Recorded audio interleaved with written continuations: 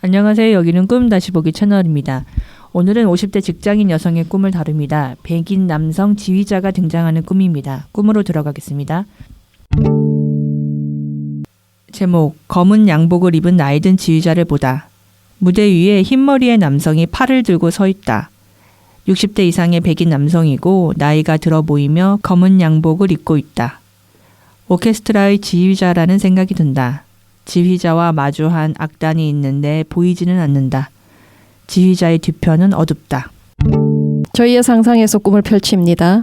지휘자는 하나의 곡을 해석해 재창조하는 음악가입니다. 지휘자는 자신의 해석에 부합하도록 연주자들을 훈련시킵니다. 따라서 지휘자는 모든 악기의 특징과 연주 방식에 대해 잘 알고 있어야 합니다. 지휘자는 각 악기의 음색, 박자, 리듬, 템포를 조절하는 사람이기 때문입니다. 자신의 해석에 부합하지 않거나 하모니를 해치는 어떤 소리도 즉각 가려내 조치함으로써 하모니를 회복해야 합니다. 지휘자에 관한 이 지식을 우리 내면으로 가져오겠습니다. 자아는 지휘자 역할을 해야 하는지도 모릅니다.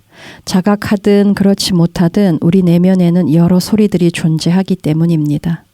그 소리들이 심각한 지경으로 하모니를 이루지 못하면 우리는 괴롭기 그지없습니다. 물론 조절과 조율에 성공하는 이들도 있고 그냥 막무가내로 눌러버리고 단 몇 개의 소리로 지내는 이들도 있습니다. 우리 내면에 존재하는 여러 소리들을 조율하고 조절하는 이는 자아라 하겠습니다. 지휘자가 등장하는 꿈을 꾼다면 유능한 지휘자로 살 것을 부름받고 있으니 그 사실에 눈 떠야 하는 것입니다. 꿈을 보면 지휘자를 강조하기 위해 다른 요소를 어둡게 처리한 것도 같으니 지휘자의 역할과 책무에 대한 고민을 깊게 가져가도록 노력해야 할지 모르겠습니다. 우선은 내면에 존재하는 여러 소리들을 어떻게 처리하고 있는지를 관찰할 필요가 있습니다. 어느 한 소리에만 압도당한 채로 지내고 있는 것은 아닌지 살펴야 할 것입니다. 지휘자인 자아가 되려 그 소리에 지배당하는 처지에 있을 수도 있습니다. 그 소리로 인해 다른 소리들은 들리지 않는 지경으로 줄어든 상태에 있거나 밋밋한 음만 내고 있는지도 모릅니다. 자아가 자신의 본분을 망각하여 지휘자로서의 역할을 하지 못하는 탓입니다. 지휘자 역할에 소홀하면 그에 따른 책임과 의무를 다할 수 없고 역할에 따른 권한 행사도 하지 못하게 됩니다. 그러니까 자아가 어느 한 소리에 경도되어 있다는 뜻입니다. 가령 어느 한 악기나 어느 한 템포에 경도된 채로 지내느라 내면의 다른 소리로 주의를 가져가지 못하는 것입니다. 지금의 시점에 요구되는 역동성을 창조하지 못하는 것입니다. 악단은 다양한 악기로 구성됩니다. 지휘자는 음악의 완성을 위해 연주자들을 훈련시킵니다. 각각의 악기 연주자들은 지휘자의 지휘 아래 혹독한 연습 시간을 거쳐 대중 앞에 나오는 것이니 지휘자의 책무는 막중하다 하겠습니다. 그런데 어떤 지휘자도 일생 하나의 곡만 지휘하기를 고집하지 않습니다. 하나의 곡을 완성하고 나면 다음 곡으로 넘어갑니다. 혹시 새로운 곡의 악보를 받았음에도 이전 곡을 붙들고 그 곡만 지휘하겠다고 고집하는 것은 아닌지 고민해 봐야 한다는 뜻입니다. 꿈속 지휘자는 60대 흰머리의 백인 남성입니다. 이 지점에서 우리의 고정관념과 편견이 작동하게 되는데 그 점을 유용하게 활용할 수도 있을 것 같습니다. 60대 흰머리의 백인 남성 지휘자라고 하면 유능하고 원숙한 지휘자를 떠올릴 것입니다. 뭐냐면 꿈속 지휘자의 모습에 대해 자아가 살아낼 수 있고 살아내야 하는데 살아내지 못한 측면들이 모인 결과로 이해하라는 뜻입니다. 원숙함을 갖춘 훌륭한 지휘자로서의 가능성이 대두되었으니 그 방향으로 나아가라는 뜻입니다. 지휘자도 리더입니다. 어느 분야에서든 훌륭한 리더로 꼽히는 이들을 관찰해보면 하나의 공통점이 발견됩니다.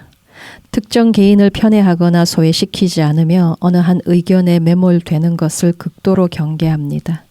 자신만의 철학과 비전을 제시해 구성원들을 설득하는 한편 조직의 하모니를 중시한다는 뜻입니다.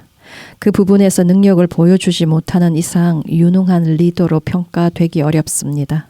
마찬가지로 어느 한 소리만 편애하거나 배척하는 지휘자가 오랜 기간 지휘대에 머물 수는 없을 것 같습니다. 하나의 곡이 연주되는 동안 각 시점마다 부각되는 악기 소리가 있습니다. 바이올린 선율을 부각시키는 때가 있는가 하면 이내 다른 악기로 넘어가는 시기입니다. 그러다 심벌즈 같은 악기가 큰 소리로 개입하기도 합니다. 물론 곡이 시작되는 처음부터 끝까지 특별히 도드라지지 않으면서 잔잔하게 받쳐주는 악기들도 있을 것입니다. 뭐냐면 지휘자가 등장하는 꿈을 꾸는 이유를 또 하나 찾아보자는 뜻입니다.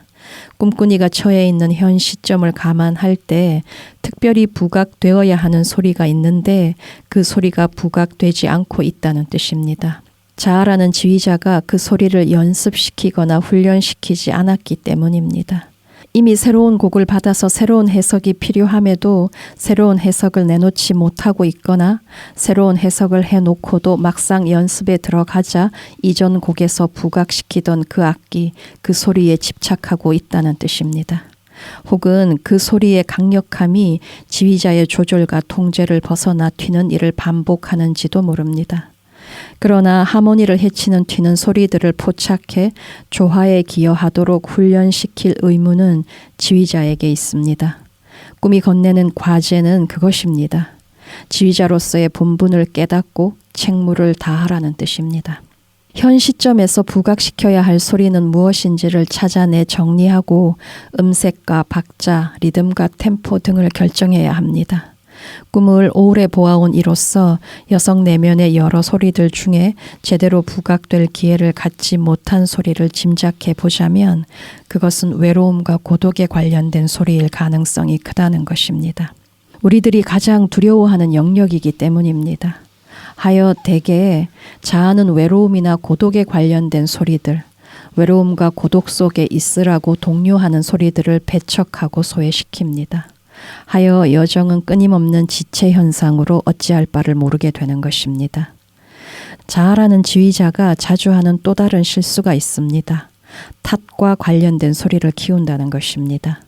그 소리가 자꾸만 쓸데없이 도드라져 연주의 완성을 크게 해치는 상황에서도 소리를 죽이는 조치를 취하지 않거나 못하는 것입니다.